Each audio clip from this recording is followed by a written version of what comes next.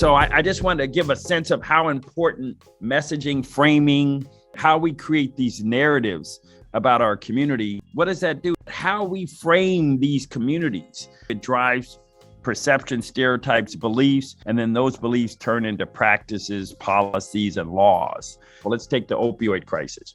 There's a lot of analogies here as well. But the whole notion is that the opioid crisis, how do we view it? Well, we know it's white, rural, suburban. We know that it's described as opioids and prescription pills and just the language that's used for that, right?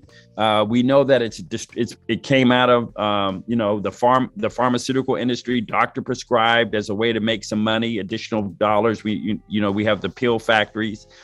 But how do we describe it? We describe it as a substance use disorder, a disease.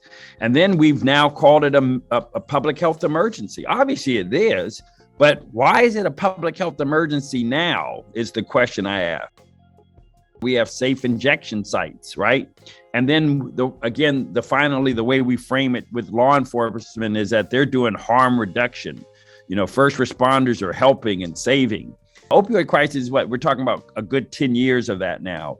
Now let's go to the other side, which has been happening for 50 years in low income communities of color, Black, brown, inner city, even rural.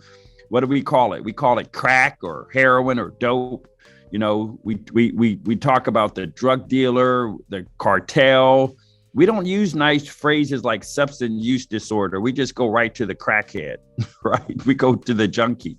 And then interesting is what's the institution, the mainstream institution that's driving this? For us, it's been a criminal justice issue, but now it's a public health emergency. It's the same heroin, and we don't call them safe injection sites. We call them crack houses, right? And so our communities are demonized. Even today, they're demonized, they're locked up, they're incarcerated, right? So what I'm trying to get you to understand is that how we frame these communities, how we frame the opioid epidemic, how we frame the war on drugs, what does that do? It drives perception, stereotypes, beliefs, and then those beliefs turn into practices, policies, and laws. And so I just wanted to give you a sense of how narratives are created about our community and how important framing of messages around health disparities is to our community.